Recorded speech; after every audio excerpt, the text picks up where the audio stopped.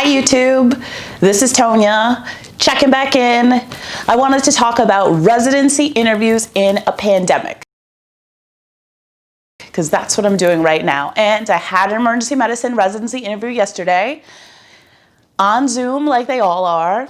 And this is my second time doing this. This is my second time applying for residency. This is my second time going through this song and dance. So I have some insights. Applying for residency in a pandemic is a little bit different than it was in, when I applied the first time around.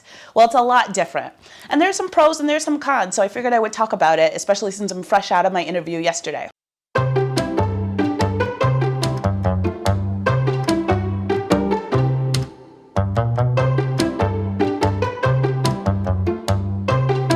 First of all, the money. Money. I don't have the license for that, so let me try again. Money. There, now I can't get sued. So you save a lot of money on Zoom. You don't have to pay for flights, pay for hotels, pay for rental cars, the whole 9 yards. The truth is that applying for residency adds up really quickly, especially after you factor in the cost of just sending out the ERAS applications. ERAS is the Electronic Residency Application Service. And there's a fee for every application that you send out, right? Just like everything else in this process, nothing is free. So depending on how many programs you apply to and depending on how many specialties you apply to, that number creeps up and up and up and up and up. So if you're someone like me who is not necessarily a top tier applicant, and I'm definitely a non-traditional applicant, I applied really broadly. And so that money adds up. However, I get to save some money on the back end because I don't have to fly all over the world and all over the country rather. And so that's one of the benefits. That's probably the most glaring benefit of applying for residency in a pandemic, saving money, right? One of the second benefits that I see, at least from where I am, is that I get to sit in my residency interviews in here, right? This is my office. I wore this shirt in my residency interview yesterday with a nice, suit jacket over and my sweatpants on the bottom. Who cares, right? As long as I don't stand up. And so far, no one's asked me to stand up, so I'm in the clear, right? So there's a comfort factor. I'm way more comfortable in my own space than I am in somebody else's office in another state, right? In some random hospital. So that may or may not be impacting my performance on residency interviews. Who knows? But that's one factor that I think that I at least appreciate. Another thing is the dinners. So when you apply for residency, most programs have an interview, and the night before the interview, there's a dinner with the current residents. And you get together, and the program pays for it, obviously, and you get to chill out with the residents, hang out with them, ask them questions that you wouldn't ask the attendings, right? And see if they're the kinds of people that you feel like you fit in with. See if they like their program. What don't they like about their program, right? That kind of a thing. And it just gives you a sense of the vibe of the place, which is really important, right? One of the biggest factors that you'll see people citing in how they made their rank list was the people. Do I get along with these people? Do I want to work with these people for the next X amount of years? 3 to 7 years, depending on what specialty you're applying for, right? For me, it's 3 to 4 years because emergency medicine programs are 3 years and some of them are 4 years. So it's the people. So what's it like now in the pandemic? Obviously, there are no dinners, but what I found is there are a lot of Zoom, what turns out to be like question and answer sessions. So same deal, the night before the interview, or sometime around the interview, the residents hop on Zoom with the applicants, and it's pretty informal, and you get a chance to ask the residents questions. And you ask them, what's it like there? What's the food like in the hospital? Did you guys buy a house or do you rent? Do you guys get along with each other? Have you ever gone axe throwing? That's my inside joke. For some reason, tons of emergency medicine residency programs, the residents go axe throwing together and then they put it all over their websites. When did axe throwing become a thing? I have no idea. I asked my husband because I pointed out this phenomenon, the axe throwing phenomenon, to my husband, and he says it's Jason Momoa. I don't know what that means. Does Jason Momoa throw axes? Who knows? Anyway, so so you get to ask questions like that, right? Like you wouldn't on your interview day when the program director says, "Do you have any questions for me?" You wouldn't say, "How's the coffee in the cafeteria?" necessarily, right? Because you're probably trying to ask a question that makes you sound perceptive and thoughtful and deep and insightful, right? So those are the kinds of questions that you get to ask the residents. Do you have Epic access from home? Right? If you're in emergency medicine, can I go home and finish my notes at home? Right? That's, so questions like that. So there's the Zoom meet and greet, let's call it, before the interview. It's a little harder to get a sense of the place from the Zoom sessions, I think, at least personally. You don't get to see the residents interacting with one another as much. And sometimes that tells you a lot. Like, are they standoffish with one another, or do they genuinely seem like they're friends? Like, are they joking around with one another? Does it seem like there's a hierarchy between the PGY 1s, 2s, 3s, etc.? Or are they all just like on equal footing, right? Those kinds of things. Not equal footing, equal footing socially, I mean. But if you're not a social butterfly, you might hate the dinners. I'm not, believe it or not, YouTube, I'm not the most extroverted person. I can pull it together for like a dinner or whatever, but it's not my comfort zone. So I'm not missing the dinners. I mean, I miss that aspect of being able to like suss out the residents and suss out the place, but I'm not crying over not sitting around, in business casual at some restaurant with a bunch of other applicants I don't know. That's just me. But one thing that I have noticed that's a little bit cool is a couple of the programs that I've interviewed at have sent us Grubhub gift cards for the dinner, right? So that you could get some food. No one actually was eating.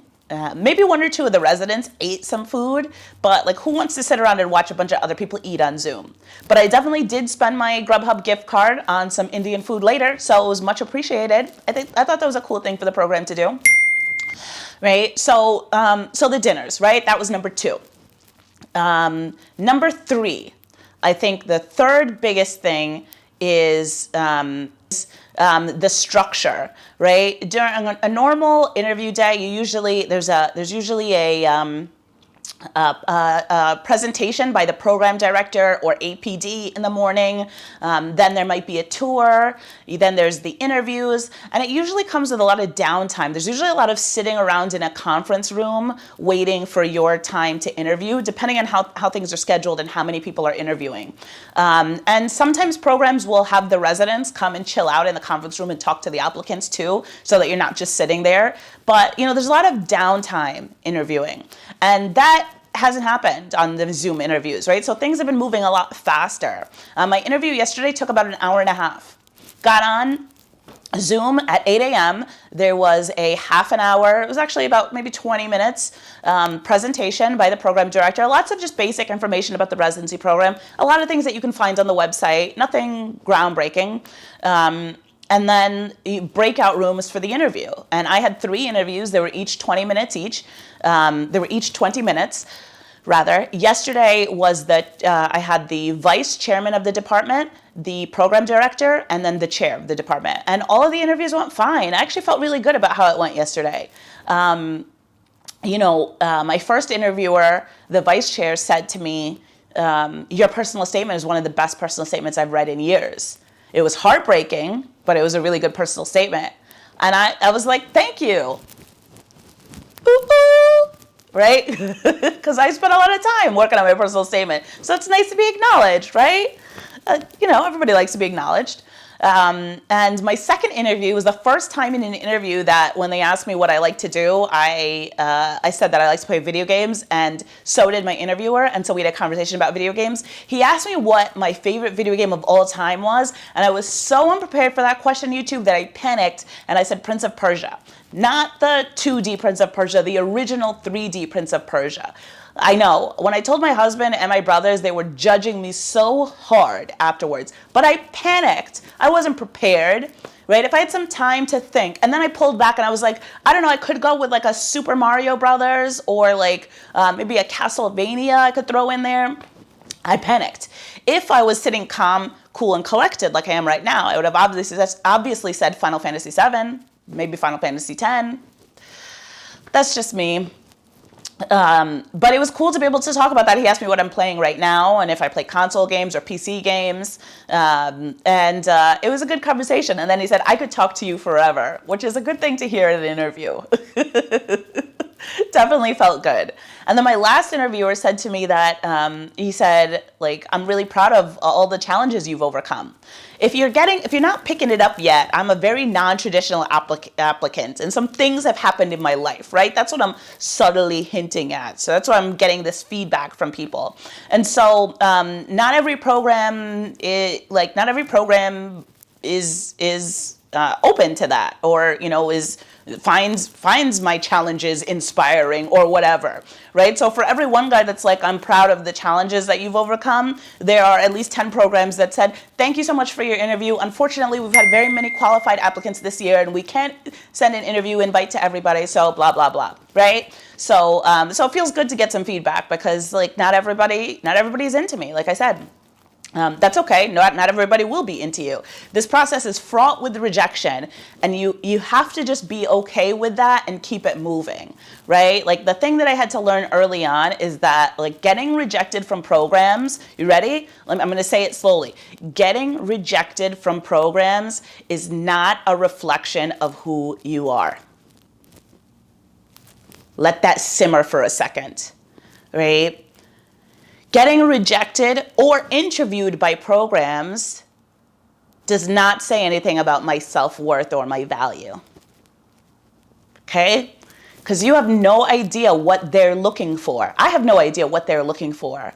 And it might not be that there's something wrong with me. It just might be that my stuff is in a little bit of a different direction. Maybe you're really into like global health and like social policy issues, and they don't do that there. And so they don't think you'd be happy there. They think you'd be better developed at another place, right? That has nothing to do with whether or not I'm good or whether or not I'm qualified or bad or whatever, right? Having said that, rejection sucks, right? Let's just be honest. Rejection sucks. It hits you in the chest, right? Just like it somehow, every time. It kind of, as much as I, like, usually it takes me a couple of seconds to maybe brush it off, right? Brush off your shoulders, but it still hits in a way, right? That causes some feelings. For me, I haven't found a way around that, but after I take a couple of seconds, like I realize like it's okay and I can keep it moving. But if I'm being honest with you guys, I'm worried about not matching, right? I'm not a top tier applicant. I'm not a bottom tier applicant, but I'm a little bit worried about not matching. This application cycle is a little bit different, I've heard, right? Because usually what happens is that the most competitive applicants get a whole bunch of interview invites up front.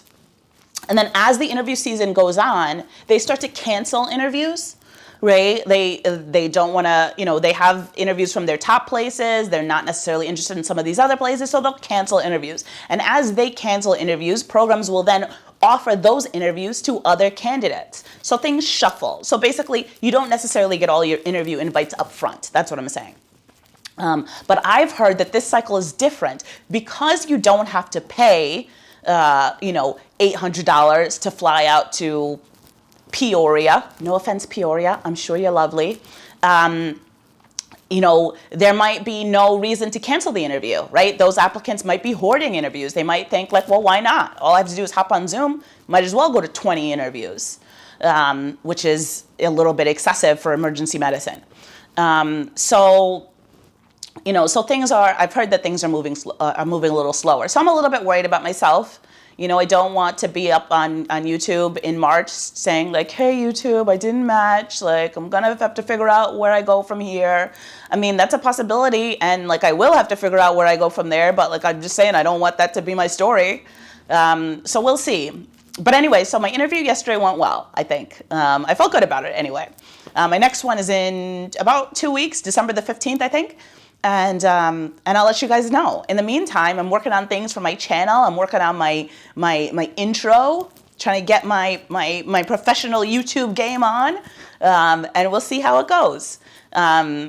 So bye for now. Thanks for joining. Subscribe. Wait, it's down here. Subscribe. Thanks, YouTube.